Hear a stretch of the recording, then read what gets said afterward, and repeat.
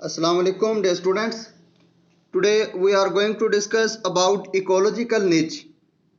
इससे पहले हम हैबिटाट तक डिस्कस कर चुके थे इस चैप्टर को, तो ये टॉपिक मैंने आप लोगों को एक्सक्लूड करवाया था इकोलॉजिकल निच का, क्योंकि इसमें कुछ ऐसी टर्मिनोलॉजीज थी जो नेक्स्ट टॉपिक के साथ क्या कर रही थी, रिलेट कर रही थी। तो इकोलॉजिकल निच की टर्म फर्स्ट टाइम इंट्रोड्यूस करवाई जोसेफ ग्राइनल ने 1917 के अंदर। अमेरिकन ऑर्निथोलॉजिस्ट था ये।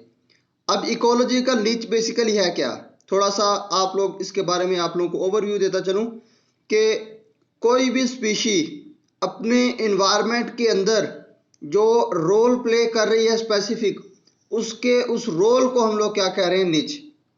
क्योंकि वो एक इकोसिस्टम के अंदर अपना रोल प्ले कर रही है, इसलिए उसको क्या कह रहे हैं, इकोलॉजिकल निच भी समटाइम हम कह देते हैं। द हैबिटाट एंड निच आर क्लोजली रिलेटेड। अब वो लिविंग ऑर्गेनिज्म जिस हैबिटाट के अंदर रह रहा है और जो उसकी निच है, ये दोनों, इन दोनों का आपस में बहुत ही गहरा ताल्लुक होता है। क्योंकि जो ऑर्गेनिज्म फंक्शन परफॉर्म करते हैं वो फंक्शन डिपेंड करते हैं उनके हैबिटाट के ऊपर, उनकी एक्सटर्नल इन्वायरमेंटल कंडीशंस के ऊपर, कि वहाँ पे टेम्परेचर कैसा है, वहाँ पे जो वाटर अवेलेबिलिटी है वो कितनी है, वहाँ पे फूड रिसोर्सेज जो है वो किस तरह के हैं, वहाँ पे जो कंपटीशन लेवल है वो किस तरह का है। तो हैबिटाट और जो निच है ये क्लोजली रिलेट करते हैं एक दूसरे के साथ। Niche is defined as the ultimate distributional unit within which a species is restrained by the limitations of its physical structure and its physiology। के लिविंग ऑर्गेनिजम्स के दो पैरामीटर्स को देखना चाह रहे हैं, एक तो उसका फिजिकल स्ट्रक्चर, उसका एनवायरनमेंट कैसा है, दूसरी उसकी फिजियोलॉजी। तो स्टूडेंट्स आप लोग समझते हैं ना फिजियोलॉजी के इंटरनल बॉडी के अंदर जो भी फंक्शन परफॉर्म हो रहे हैं उनको कलेक्टिवली हम लोग क्या कहते हैं, फिजियोलॉजिकल फंक्शन। कि उसकी इंटरनल बॉडी के अंदर फंक्शंस किस तरह से परफॉर्म हो रहे हैं, मतलब टेम्परेचर रेगुलेशन के लिए उसके अंदर कौन कौन से मैकेनिज्म है, वो होगी उसकी फिजियोलॉजी। और अगर ये हम लोग देखना चाहें कि उसके बाहर टेम्परेचर की फ्लक्चुएशन कितनी है, तो वो उसका फिजिकल इन्वायरमेंट या फिजिकल इन्वायरमेंटल बैरियर हम उसको कंसिडर करेंगे। Charles Elton considered the niche the basic role of an organism in the community, what it does in and for living community। अब वो कह रहा है चार्ल्स एल्टन के जो निच है वो बेसिकली क्या है, ऑर्गेनिज्म का रोल है जो वो परफॉर्म करता है अपनी स्पेसिफिक इन्वायरमेंट के अंदर। Its relationship to its food and enemies, उसका अपने फूड के साथ रिलेशनशिप कैसा है, वो प्रोड्यूसर है या वो कार्निवोर है या वो ओमनीवोर है, और उसके जो एनिमीज हैं उसके खिलाफ वो अपना जो एग्रेसिव बिहेवियर होता है एक लिविंग ऑर्गेनिज्म का, वो एग्रेसिव बिहेवियर किस लेवल का है। फॉर एग्जांपल आप लोग सोशल बिहेवियर डिस्कस करती हैं डिफरेंट एनिमल्स का, कि आप लोग जाकर एक आंट या जो हनी बीज शहद की मक्खी का छत्ता है उसको अगर आप लोग छेड़ रहे हैं, तो उनका जो सोशल बिहेवियर है आप उसको अच्छी तरह से समझते हैं कि वो कैसे अपनी एनिमीज के खिलाफ खुद को डिफेंड करती हैं।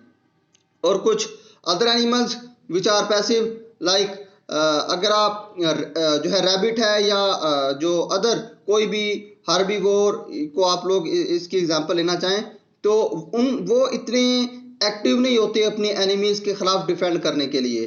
उसके मुकाबले में अगर आप कार्निवोर्स की तरफ जाएं तो वो एक्टिवली अपने आप को क्या करते हैं, डिफेंड करते हैं, लाइक लायन वगैरह या other carnivores.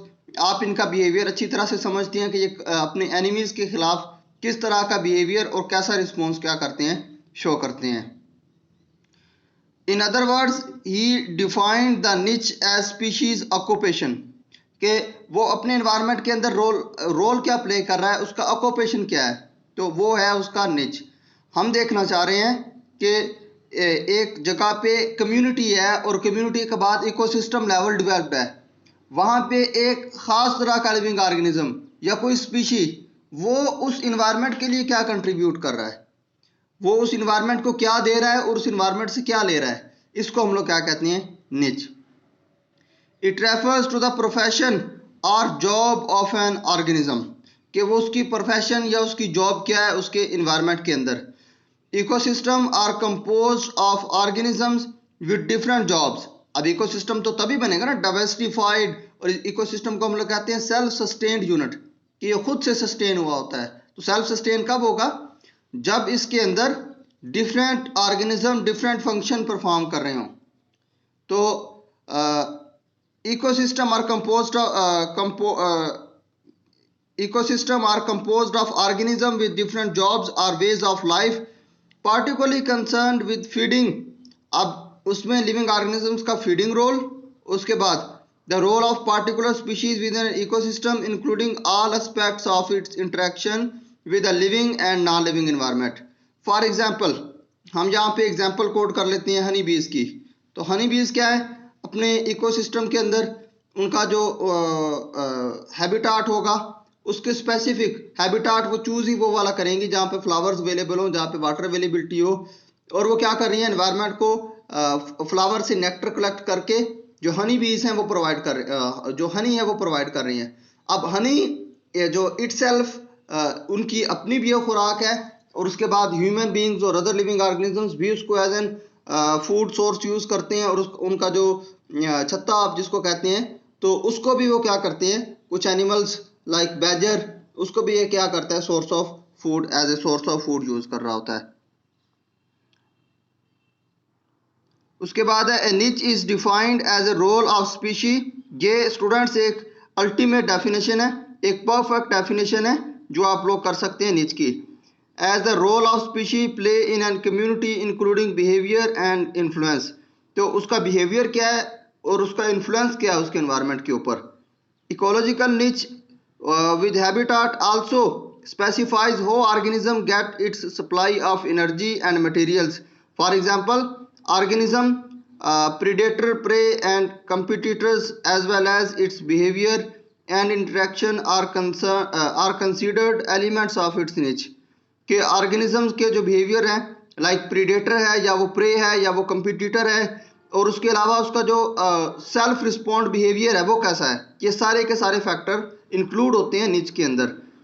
In addition, niche include all the physical factor of the environment necessary for survival, such as range of temperature। तो स्टूडेंट्स, होम्योस्टेसिस में हम लोगों ने ये बात डिस्कस की थी कि जो लिविंग ऑर्गेनिजम्स हैं वो सूटेबल एनवायरमेंटल कंडीशन के अंदर रहना क्या करेंगे, फेवर करेंगे। तो टेम्परेचर रेंज को ये क्या करेंगे, स्ट्रिक्टली चेक करेंगे। Amount of humidity, the pH of the water and soil. तो वाटर, पीएच की, सॉइल, ये सारा अपने इंटरनल फिजियोलॉजिकल फंक्शन के मुताबिक इसको क्या करेंगे, बैलेंस करेंगे। तो ये था निच का टॉपिक। कि इससे पहले हम लोग रिलेशनशिप पढ़ चुके हैं, प्रीडेटर और ये।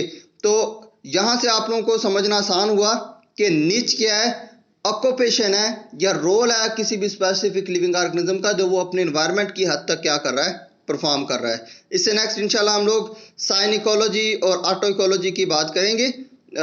वो इंशाल्लाह हमारे नेक्स्ट लेक्चर का क्या होंगे, हिस्सा होंगे।